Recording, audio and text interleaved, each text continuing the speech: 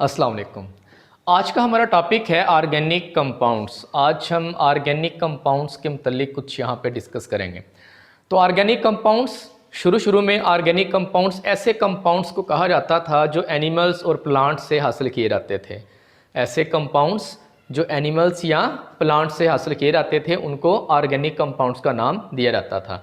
लिवाइजे एक साइंसदान था, उसने ये कहा कि वो कंपाउंड्स जो एनिमल से हासिल किए जाते हैं वो मुश्तमिल होते हैं carbon, hydrogen, oxygen, nitrogen, sulphur और फास्फोरस पर। और वो कंपाउंड्स जो आप पौधों से हासिल करते हैं, प्लांट से हासिल करते हैं, वो कार्बन, हाइड्रोजन और ऑक्सीजन पर मुश्तमिल होते हैं। तो ऐसे कंपाउंड्स जो एनिमल्स और प्लांट्स से हासिल किए जाते हैं उनको ऑर्गेनिक कंपाउंड्स का नाम दिया जाता था पुराने वक्तों में।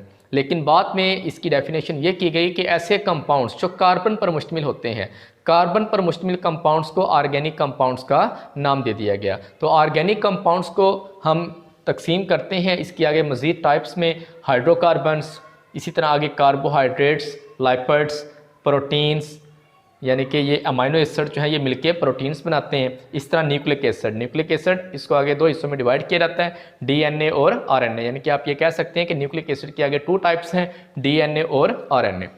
अब इसको ज़रा थोड़ा सा समझें इसको कि ऑर्गेनिक कंपाउंड्स, हाइड्रोकार्बन्स भी ऑर्गेनिक कंपाउंड्स हैं, लेकिन वो ऑर्गेनिक कंपाउंड हैं जो हाइड्रोजन और कार्बन पर मुश्तमिल होते हैं।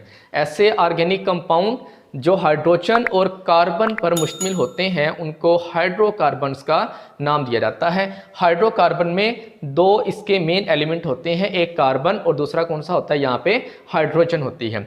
फॉर एग्जांपल जिस तरह देखो यहाँ पे हमने लिखा है CH4। अब ये CH4 मीथेन का ये फार्मूला है। अब इसमें देखो एक कार्बन है और एक हाइड्रोजन है, ये 2 एलिमेंट्स इसके अंदर कौन कौन से हैं, कार्बन और हाइड्रोजन। कार्बन का एक एटम, हाइड्रोजन के कितने एटम है, 4 एटम मिलके ये मीथेन का मॉलिक्यूल बना रहा है। अब ये मीथेन एक हाइड्रोकार्बन है, ठीक है। मीथेन क्या है, एक हाइड्रोकार्बन, ये एक ऑर्गेनिक कंपाउंड है। इस तरह नेक्स्ट देखें कार्बोहाइड्रेट्स।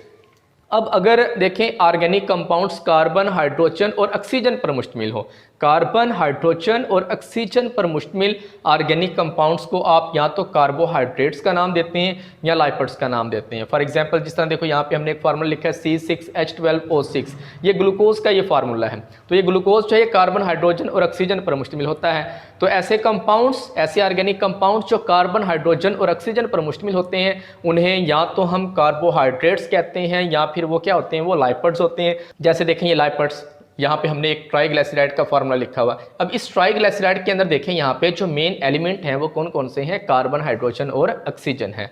तो ऐसे ऑर्गेनिक कंपाउंड जो कार्बन, हाइड्रोजन और ऑक्सीजन पर मुश्तमिल होते हैं उन्हें हम नाम देते हैं लाइपिड्स का या फिर कार्बोहाइड्रेट्स का। नेक्स्ट हम बात कर लेते हैं प्रोटीन्स की। तो प्रोटीन्स ये अमाइनो एसिड से मिलकर बनते हैं। अमाइनो एसिड जो है ये प्रोटीन के बिल्डिंग ब्लॉक्स होते हैं। बहुत सारे अमाइनो एसिड्स आपस में मिलते हैं वहाँ पे, और पेप्टाइड वहाँ पे बॉन्ड बनता है with the removal of water molecules, और वहाँ पे प्रोटीन्स बनते हैं। अब प्रोटीन के अंदर कार्बन, हाइड्रोजन, ऑक्सीजन और नाइट्रोजन इनके अंदर शामिल होते हैं। और बाज़ ऐसे भी अमाइनो एसिड है जहाँ पे आपको सल्फर भी मिलेगी। जिस तरह यहाँ पे देखो एक हमने फार्मूला लिखा है मिथ्योनिन का, ये मिथ्योनिन जो है इसके अंदर सल्फर पाई जाती है, ठीक हो गया। यानी कि प्रोटीन्स चाहिए कार्बन, हाइड्रोजन, ऑक्सीजन और नाइट्रोजन पर मुश्तमिल होते हैं, और बाज़ अमाइनो एसिड्स के अंदर आपको सल्फर भी मिलेगी। लेकिन मेन इसकी जो इंपॉर्टेंट एलिमेंट है वो कौन कौन से हैं, कार्बन, हाइड्रोजन, ऑक्सीजन और आगे कौन सा है, नाइट्रोजन। नेक्स्ट हम बात कर लेते हैं न्यूक्लिक एसिड की। इसकी 2 टाइप्स हैं, डीएनए और आरएनए। डीएनए और आरएनए की जब आप बात करते हैं तो इनके अंदर जो है कार्बन, हाइड्रोजन, ऑक्सीजन, नाइट्रोजन और फास्फोरस आपको यहाँ पे ज़्यादा इनके अंदर मिलेंगे। तो ऐसे ऑर्गेनिक कंपाउंड्स जो कार्बन, हाइड्रोजन, ऑक्सीजन, नाइट्रोजन और फास्फोरस पर मुश्तमिल हो, कहीं कहीं यहाँ पे भी सल्फर के यानी कि ये एलिमेंट यहाँ पे आपको मिलेंगे। तो ऐसे कंपाउंड्स को हम क्या नाम देते हैं, ऐसे ऑर्गेनिक कंपाउंड्स को हम क्या नाम देते हैं, न्यूक्लिक एसिड का नाम देते हैं। तो ऑर्गेनिक कंपाउंड्स या तो ये हाइड्रोकार्बन्स होंगे या लाइपिड्स होंगे, प्रोटीन्स होंगे, कार्बोहाइड्रेट्स होंगे या फिर क्या होंगे, ये न्यूक्लिक एसिड होंगे। इसी तरह बहुत सारे ऑर्गेनिक कंपाउंड जैसे देखें आपके पास ड्रग्स हैं, फार्मास्यूटिकल प्रोडक्ट्स हो गए, इस तरह विटामिन्स हो गए, इंजाइम्स हो गए, ये तमाम जो है ये फर्टिलाइज़र हो गए, ये तमाम जो है ये ऑर्गेनिक कंपाउंड्स होते हैं। तो यहाँ पे थोड़ा सा इसका जिक्र कर लेते हैं इसकी प्रिपरेशन का। Vital force theory. जैकब बर्ज़िलियस एक साइंसदान था, उसने एक नज़रिया पेश किया कि आप ऑर्गेनिक कंपाउंड्स को आप लेबॉर्ट्री में तैयार नहीं कर सकते। इनको तैयार करने के लिए एक ज़बरदस्त किस्म की एक पुरअसरार जो है कुव्वत चाहिए, और वो कुव्वत सिर्फ़ और सिर्फ जानदारों के जिस्मों के अंदर ही पाई जाती है। आप लेबॉर्ट्री में उसको काबू नहीं कर सकते, आप लेबॉर्ट्री में वो कुव्वत आप हासिल नहीं कर सकते, इसलिए इन कंपाउंड्स को भी आप लेबॉर्ट्री में तैयार नहीं कर सकते। जैकब बर्ज़िलियस के मुताबिक आप ऑर्गेनिक कंपाउंड्स को लेबॉर्ट्रीज़ के अंदर तैयार नहीं कर सकते। जैकब बर्ज़िलियस ने क्या कहा कि हम ऑर्गेनिक कंपाउंड्स को सिंथेसाइज नहीं कर सकते लैब्स के अंदर, और इसके लिए क्या चाहिए, आपको वाइटल फोर्स चाहिए जो सिर्फ़ और सिर्फ जानदारों के अजसाम के अंदर ही पाई जाती है, ऑर्गेनिजम्स के अंदर ही पाई जाती है ये वाइटल फोर्स। इसलिए ये ऑर्गेनिक कंपाउंड्स सिर्फ़ और सिर्फ ऑर्गेनिजम्स के अजसाम के अंदर ही ये बनेंगे, आप इनको लेबॉर्ट्री में तैयार नहीं कर सकते। वाइटल फोर्स, और ये किसके अंदर पाई जाती है, सिर्फ और सिर्फ लिविंग ऑर्गेनिजम्स के अंदर ही पाई जाती है। किसके मुताबिक, जैकब बर्ज़िलियस के मुताबिक। ये साइंसदान था, इसने कहा कि ऑर्गेनिक कंपाउंड्स को आप लेबॉर्ट्री में तैयार नहीं कर सकते, इनको तैयार करने के लिए एक ज़बरदस्त किस्म की पुरअसरार जो है कुव्वत हयात चाहिए, जो सिर्फ और सिर्फ किसके अंदर पाई जाती है, जानदारों के अजसाम के अंदर पाई जाती है। उसने इस कुव्वत को क्या नाम दिया, वाइटल फोर्स का नाम दिया। इसी नाम से इनकी थ्योरी का नाम बना वाइटल फोर्स थ्योरी। इसके ऊपर देखो, इसको रिजेक्ट कर दिया गया इस थ्योरी को। किसने रिजेक्ट किया, वूलर ने। वूलर ने क्या किया, उसने यूरिया तैयार किया सबसे पहले। वूलर ने क्या किया, वूलर ने लेबॉर्ट्री के अंदर इनऑर्गेनिक कंपाउंड से उसने यूरिया तैयार कर लिया। तो लिहाजा जैकब बर्ज़िलियस कह रहा था कि आप ऑर्गेनिक कंपाउंड्स को लेबॉर्ट्री में तैयार नहीं कर सकते, लेकिन 1828 में वूलर ने क्या किया, उसने लेबॉर्ट्री के अंदर इनऑर्गेनिक कंपाउंड से यूरिया तैयार कर लिया। कैसे तैयार किया उसने अमोनियम क्लोराइड लिया। अमोनियम क्लोराइड उसका उसने रिएक्शन किसके साथ करवाया, पोटाशियम साइनेट के साथ, NH4Cl + KCNO। इन दोनों को उसने क्या किया, हीटअप किया। जैसे ही उसने इन दोनों को हीटअप किया तो यहाँ से ये जो क्लोराइड था ये मिल गया किसके साथ, ये पोटाशियम के साथ मिल गया। ठीक है, तो इसने क्या बना दिया, पोटाशियम क्लोराइड। तो ये यहाँ से रिमूव हुआ और बाकी ये चीज़ जो थी यहाँ पे वापस में मिल गई। ये NH4 ये CNO के साथ मिल गया, तो क्या बन गया, NH4CNO अमोनियम साइनेट। ये एक इंटरमीडिएट कंपाउंड यहाँ पे बना। ये फ़ौरन जो है ये रीअरेंजमेंट इसकी हुई और ये किस में कन्वर्ट हो गया, ये यूरिया के अंदर। यानी कि आप ये कह लें सिंपल अल्फाज में कि अमोनियम क्लोराइड और पोटाशियम साइनेट से पहले क्या बना, यहाँ पे अमोनियम साइनेट, ये एक इंटरमीडिएट का काम कर रहा था, यहाँ पे फ़ौरन ही ये कन्वर्ट किसके अंदर हो गया, ये यूरिया के अंदर। तो ये इनऑर्गेनिक कंपाउंड है दोनों, अमोनियम क्लोराइड और पोटाशियम साइनेट। इन दोनों से किसने, वूलर ने क्या तैयार कर दिया, ये यूरिया तैयार किया, NH2C+O NH2।